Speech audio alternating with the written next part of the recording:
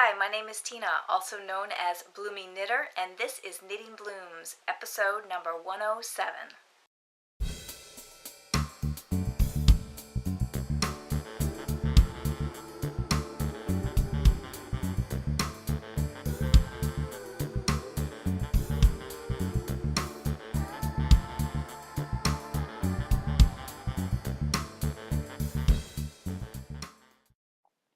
Breaking news, you can be even more kissable than you are right now with Lolo Lips by Barmaids. The makers of the exquisite Lolo Bar has one of the best lip balms available. Some lip balms can cause your skin to dry out if you stop using them, or if you lose them. And let's face it, we all lose them. This product doesn't force you to reapply in order to maintain the healthy, balanced levels of moisture ideal for beautiful lips. It comes in 8 tasty flavors with no paraffins, no fillers, no dyes, just natural lip moisturizer that has everything your lips want and nothing they don't. I dare anyone to try it and not feel like an addict. Kiss me, Lolo, I'm in love. This episode is going to be mostly about my week. Because I haven't got much knitting and I haven't had much progress on my knitting, so I'm not going to show you any knitting this week. It's been a crazy kind of week, but before we get into all of that, I want to back up a week, because last week I forgot to thank all of the wonderful people who sent me birthday wishes, birthday patterns, and whatnot. And I didn't overlook it, I just forgot to put it on my show notes, and the week had been crazy and I just forgot to put it on the show notes, and the day was gone, and I live in the moment, I guess. That's what I'm trying to say. But I really appreciate all of you who sent me patterns and birthday wishes on my birthday. In fact, I'm kind of extending my birthday a little bit because I saw that there was a birthday thread in the group, and I haven't even gone over there to look at it yet because I really have not been spending very much time on the computer or the internet other than to check into my MyFitnessPal and to the Biggest Loser Club. And as soon as that's done, I'm pretty much signing myself off of the internet. So I haven't spent too much time in the group and reading posts or anything like that. There's also, I think, a bunch of posts from either last week's episode or the episode before that I have not read either. So if you've sent me a PM or if you sent me a message on one of those threads, I still have not read them, so it's not that I have not gotten back to you, it's just that I just haven't taken the time to read them yet. So I do greatly appreciate all of the patterns that I received and all the packages I received in the mail. And I will tell you who gifted me the patterns when I actually work on the project. And there were some really great patterns that were gifted to me, and more than likely I will be knitting a good majority of those within the next year. So yeah, you'll be able to see all the wonderful patterns that I've received. So thank you all very much. You guys know who you are, and I do greatly appreciate all of your generosity. So this week, I pretty much only knit on Monday. Monday, I had jury duty, and I had to show up at like 8:30 or something like that and report to jury duty. And I got settled into the room. They had a room of like, I don't know, 300 or 400 people. And they came in and they made a little announcement about how the whole thing worked and everything. And I thought, okay, well, I'll probably be sitting here a good portion of the day and I could knit. So I started knitting. I pulled out my knitting and I had my Kindle, and I was able to bring both of those into the courthouse or the court building. And I started to knit. I got a few rows done, and then they did the introduction type thing. And then I was in the first group that was called. It was crazy. So we all got taken down to the courtroom, and after several different delays, they finally started calling people up to seat the jury. And we couldn't knit or do anything in the courtroom, so I got like maybe 4 or 5 rows done before I got called down, and I could not knit once I was in the courtroom, which really sucked. So they started calling jurors, and I was not in the first batch that was called, and they did all their questioning and whatnot, and then a couple of people got dismissed, and then a couple more people got pulled in, and then a couple more people got dismissed, and then like I was like one of the last people to get called, and I ended up getting seated on the jury. Needless to say, they started the trial right away. It was for a home invasion, breaking and entering, armed robbery or something like that. And like I said, they started the testimony right away. I think we only heard like about a half an hour of testimony, and then it was lunchtime, so then there was another delay. And so off to lunch I went, and I was able to knit at lunch.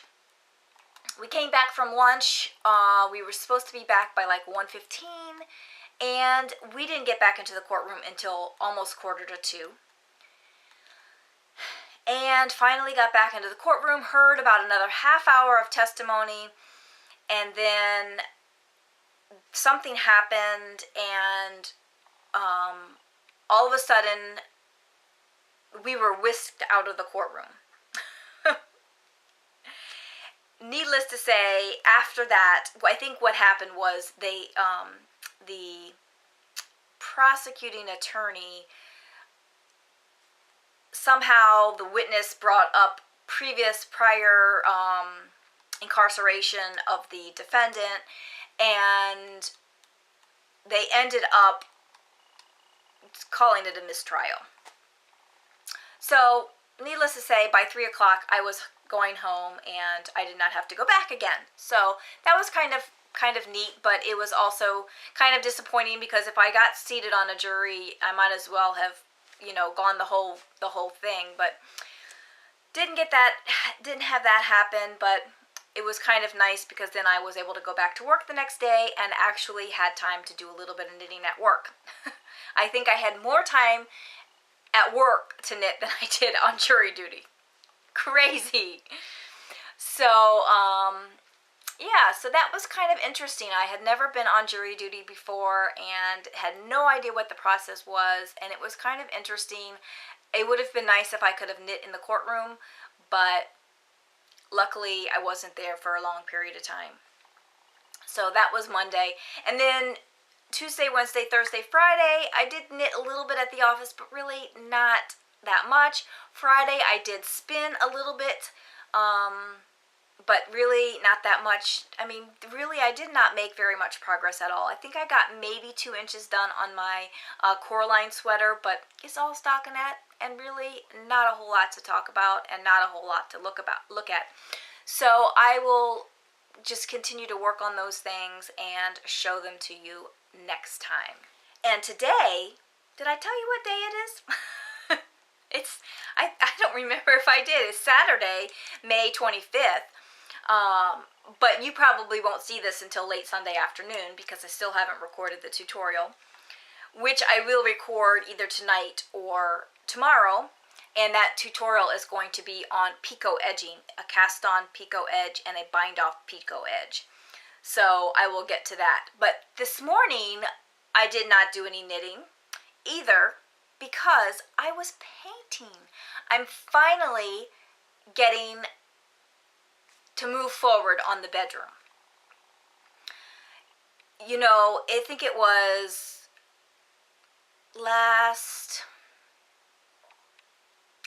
May. Last May is when we ripped out the ceiling and got the insulation installed, and then finally put the ceiling back up, got the furnace installed. I think that was in August, and the room is still not put back together again.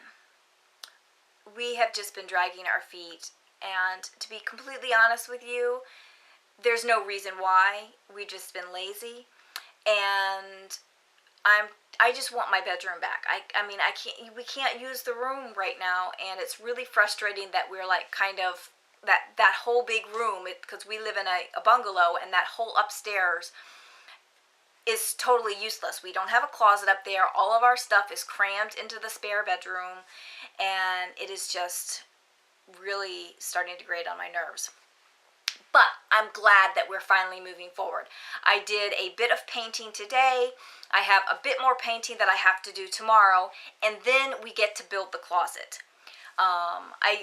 We wanted to seal that drywall before we put the closet in, and all I did was prime that area, and I'm probably not going to paint the inside of the closet, but I don't know yet. I'll just wait and see, because we got the primer tinted the color of the paint.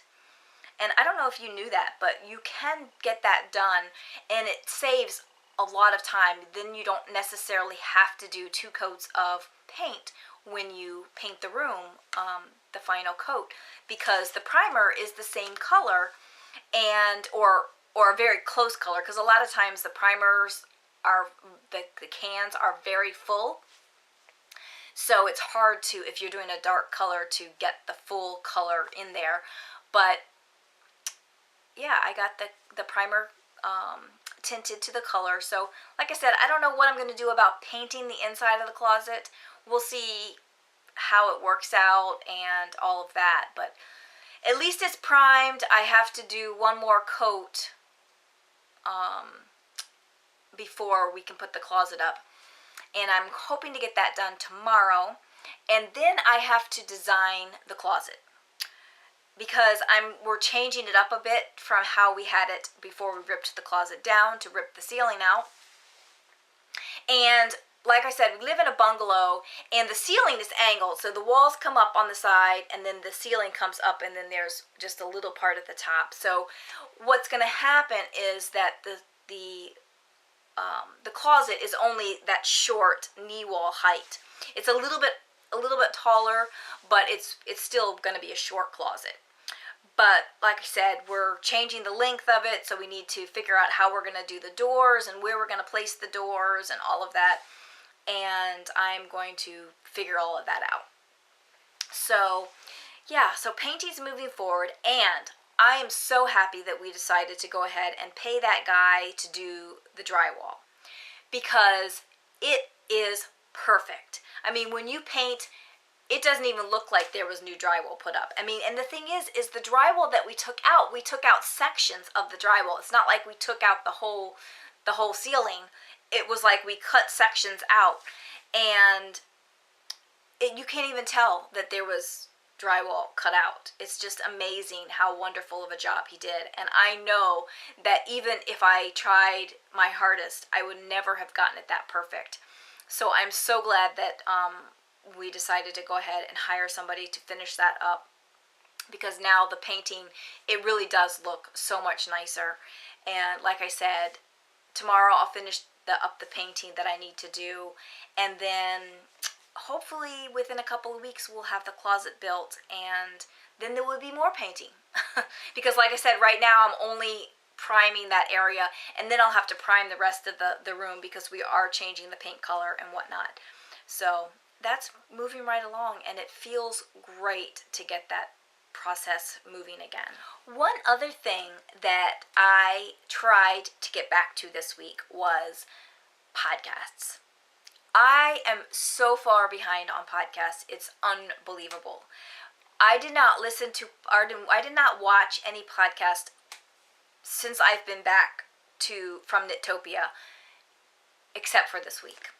And when I started watching some podcasts this week, I looked at my Downcast. I have a playlist for just video podcasts. I had 155 hours of video podcasts to watch. Needless to say, I had to mark a good bunch of those as watched, and I did not get to watch them. But I'm going to try and get back into watching them. It's just so hard when I have so many podcasts that I like to watch, and I'm trying to watch new ones and watch ones that I haven't had a chance to watch. on top of watching other programs and whatnot, it's just difficult. But summertime, there's not that many programs that I like to watch on TV. So hopefully I will get some time to get caught up on podcasts this summer. The audio podcasts are a little bit different. Before, I was way behind on audio podcasts, but for some reason, I've been listening to audio podcasts more. Because I haven't been listening to my books on tape, that's probably the thing. I go and will listen to the audio podcasts instead of my books on tape or Audible or whatever. So I'm pretty much caught up on my audio podcasts, but yeah, I have a lot of podcasts to get caught up on. So hopefully I'm going to get caught up on those soon. Okay, so we have one more Podiversary drawing to do, and I have the prizes here, and I've already drawn for them. The first prize is Sock Bunny Studios, and this is her sparkle base, and it's in the colorway Mustard and Relish. It's a 2-ply superwash merino nylon stellina, and it's 438 yards. And you can find her Etsy shop at sockbunnystudios.etsy.com. And the winner of this lovely skein is number 223, and that's SBFH. SBFH, and that's Elisa. So Elisa, congratulations. You have won the Sock Bunny Studios skein. And Elisa wrote that she wanted to learn about knitting lingo. So I'm going to try and collect some knitting lingo acronyms or what have you, and then I will try and create some sort of segment where I talk about that knitting lingo for you. So congratulations, just get in contact with me and I will get this off in the mail to you. Now I did get the packages out in the mail that had, for the people who had contacted me prior to last episode, but I have not gotten the packages in the mail who contacted me this past week. So I will be getting those in the mail, and I will get this one in the mail as well as soon as you contact me. And the next prize is a skein of Dancing Dog Dye Works. And this skein was donated a while ago, and I had it stored in the prize bin, and I pulled it out for this drawing. And the winner of this skein, which I don't even know what colorway it is because I've kept it all wrapped up nice because it's so pretty, and I wanted to keep it safe. So I don't know what colorway it is, but I'm sure it's absolutely wonderful. And that goes to number 108, Michelle S., 1956. So congratulations, Michelle. You have won the Dancing Dog Dye Works. And Michelle wanted to see some stretchy bind-offs. And it just so happens that the picot edge that I'm going to show today is considered a stretchy bind-off. So Michelle, be sure to check out the tutorial in this episode to see the picot edge. So both of you, Michelle and Elisa, get in contact with me and I will get these in the mail to you as soon as I have your address. So congratulations on that. And thank you all for posting in that thread. And I will be sure to read all the comments and make lists so that I can have plenty of tutorials to come. And next we have barmaids. Yes, I dropped the ball. After knit-topia, I totally forgot to get the barmaids drawings going again. And I do have some coupon codes for barmaids. So we are going to open another thread in the group and you can enter to win something from barmaids. I can't even remember what it was. I have a whole bunch of different coupon codes for different things. So just check the thread to find out what it's going to be for. Like I said, I don't remember exactly. I think there's something for twisted lights and a couple other things. So just check the thread to enter to win, and I will draw a name on the next podcast. Speaking of the next episode, I wanted to let you know that through the summer, at least through the summer, I am thinking about recording every other week. Recording a update on progress and showing my whips and whatnot. There will be a tutorial every week, but I will only be doing a project update every other week. And the reason that I'm thinking about doing this is because for some reason my summers always tend to be busy, and maybe not so much busy, but just not as much knitting time, because we're usually doing things with family or just outside doing things, and I just don't seem to get as much knitting time in the summertime. And maybe that's also because it's warmer and I just don't feel like knitting as much either. So I feel like I want to be able to share information with you, but if I'm not doing a lot of knitting, then I might not have a lot of information to share with you every single week.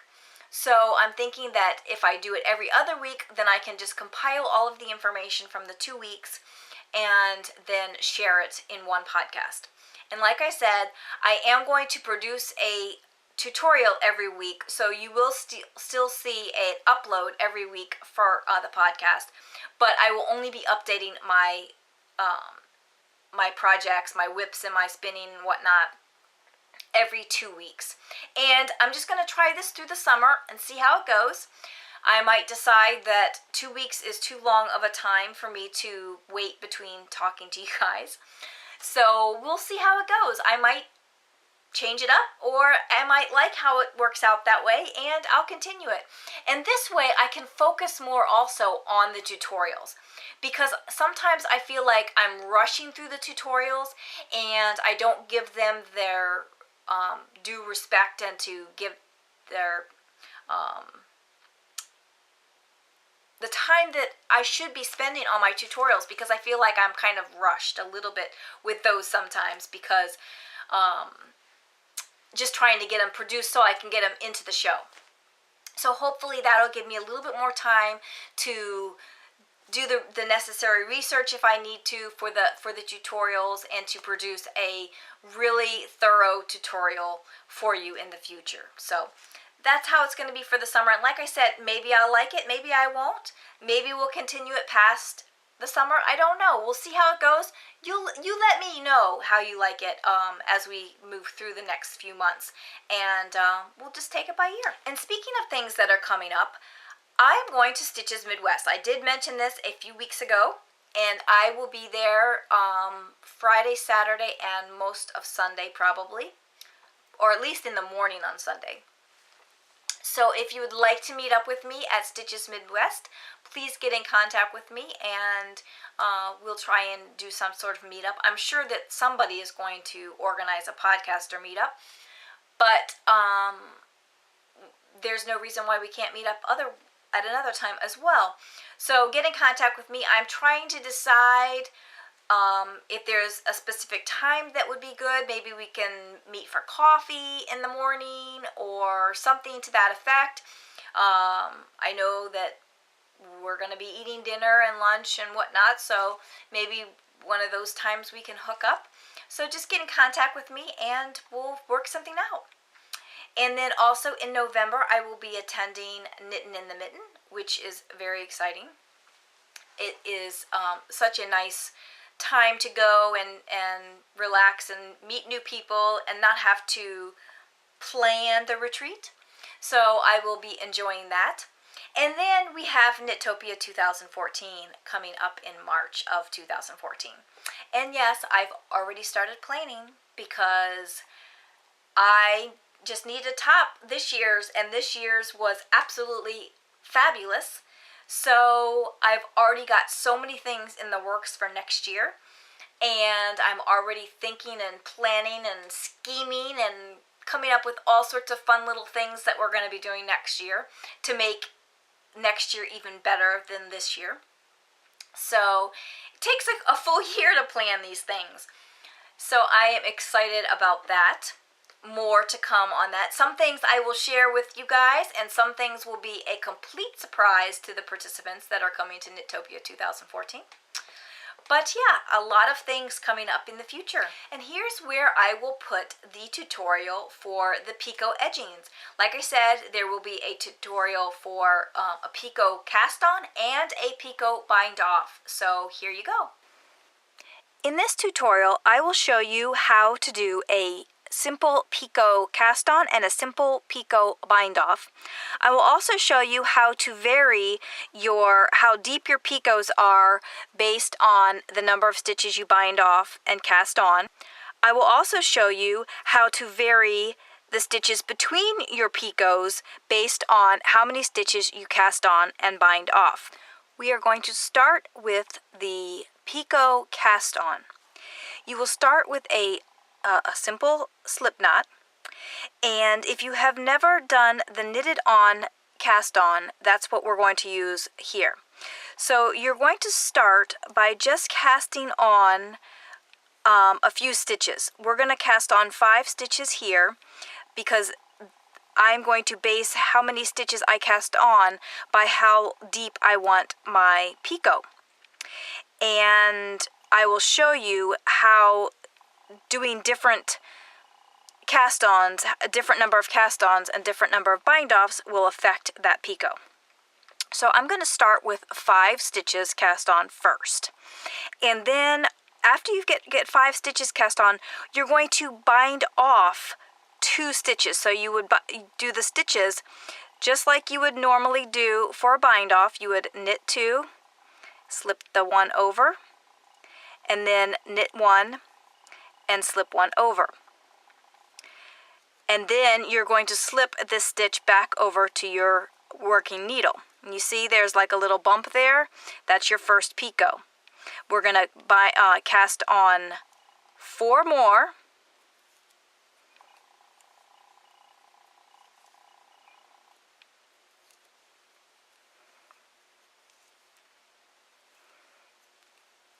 And then you're going to bind off 2 more. Again, here you see the little bump there, that's the picot there.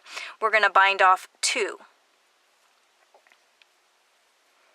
So we're going to knit 2, and then we're going to slip the first one over, and then we're going to knit 1 more, and then slip that one over. And then we're going to slip that stitch back over to our working needle. And then we will cast on 4 more.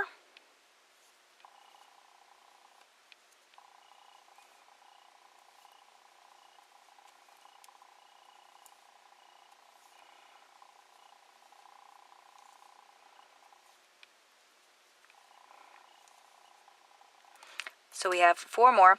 And so what we're doing here is we have 2 stitches between each picot edge. And we will bind off 2. That's 1. And here's 2.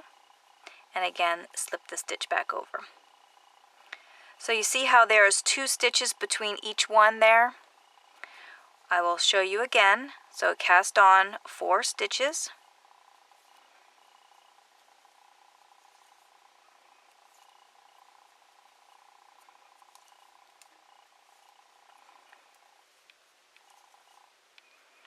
And then we're going to bind off 2.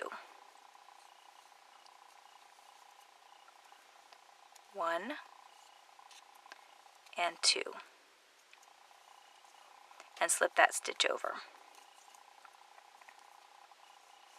So now we have 4 equally distributed picots.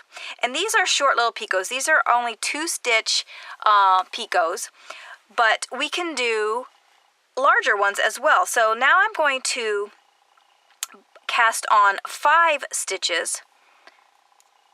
So we'll still have 2 stitches between, but you will see that when we cast off, we'll cast off 3 stitches, and then the picot will be a little bit deeper.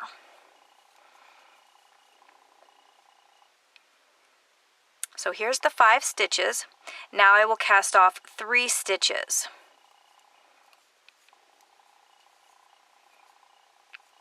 1,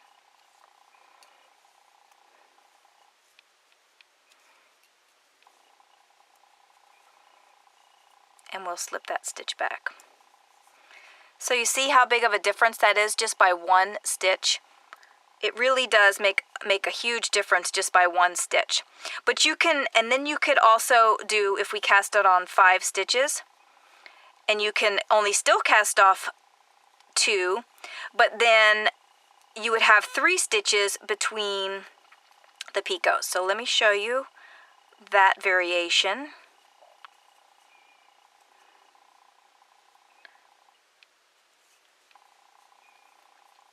So here's 5 stitches. We will only cast off 2 for a shorter picot. I prefer the shorter picots. I think that they just look nicer, but you may have a situation where it calls for a deeper picot. So now we have our shorter picot there, and then we have 3 stitches between. I'll show you that one again. So this will be 5 stitches that we cast on.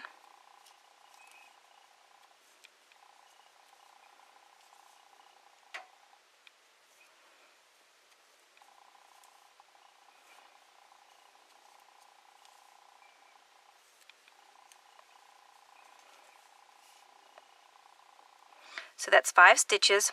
We will cast off 2.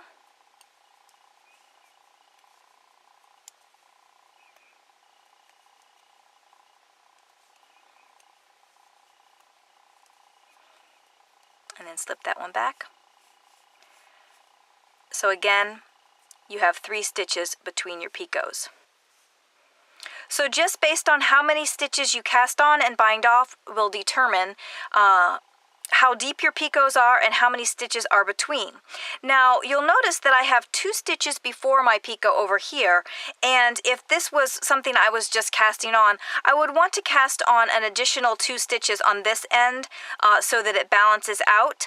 Usually your pattern will tell you how many stitches to cast on total, but since this is just a sample swatch, I needed to make sure that I added extra stitches over here. And actually, technically, I really only needed to add 1 extra stitch because the stitch that was left over from the picot here. So I have 2 stitches before the picot, my picot, and then 2, my picot. And then at this side, because we were doing it a little bit differently, I have 3 stitches, my picot, and then 2 stitches at the end. And that's all there is to doing a simple picot cast on. And now for the picot bind off. One thing you need to remember about a picot bind off is that it is going to take up a lot more yarn than your traditional bind off. So always make sure that you leave enough yarn for your bind off. We're going to start with your traditional bind off just by casting off this first stitch, just so you have an edge on your just before you start your picot, just so that there's 1 stitch before the picot. Then we will transfer this stitch back over to the other needle, and we will cast on 2 more stitches. And then we will bind off 4 stitches. So you'll notice that this is a reverse of what we did for the cast on. With the cast on, we cast on 2 stitches, or we cast on 4 stitches, and then we bound off 2. Well, on the bind off, you're going to cast on 2 stitches and then bind off 4. So we'll go ahead and bind off 4.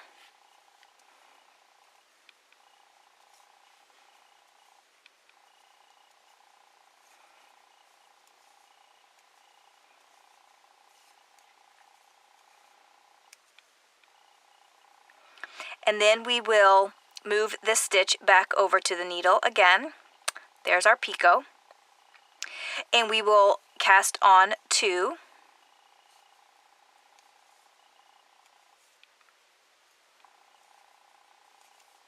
And bind off 4.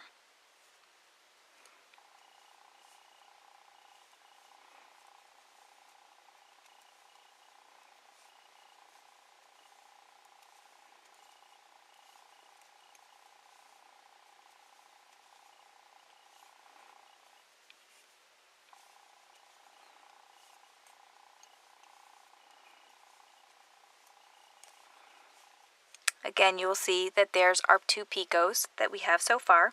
I will transfer this stitch back over, and again I will cast on 2.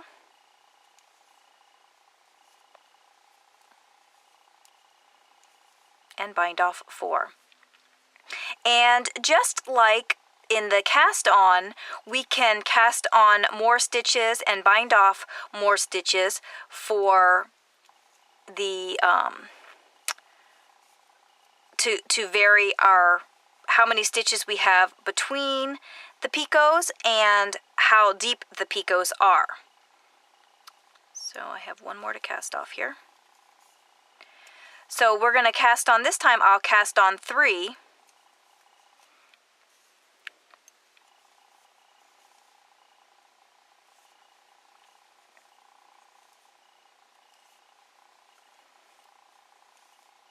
And I'll bind off 5.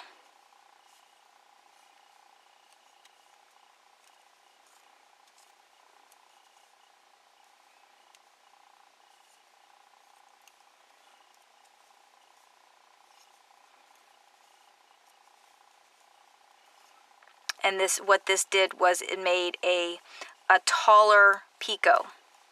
It's kind of hard to see while it's still on the needles, but it did make a taller picot here than the one next to it. So that's how you would make a taller picot, is to cast off more stitches. So you cast on more stitches and then you bind off stitches. This time I will do what we did over here, where we have more stitches between the picots. So this time I will cast on 2, but still bind off 5, because that will give me more stitches between the picots. So here I will bind off 5.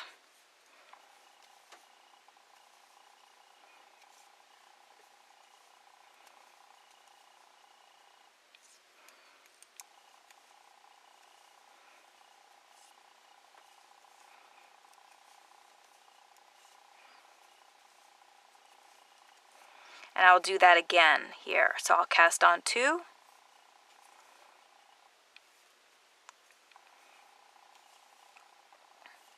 And I'll bind off 5.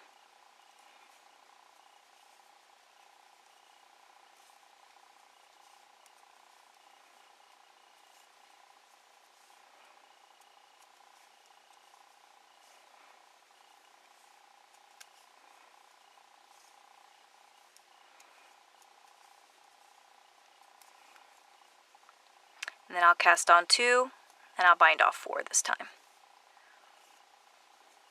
So that'll get me to the end. And again, when you're working with your pattern will usually tell you how many stitches to cast on and bind off.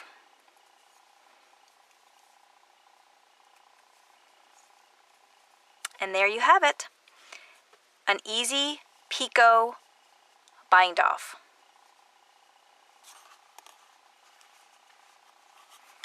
And your easy picot cast on.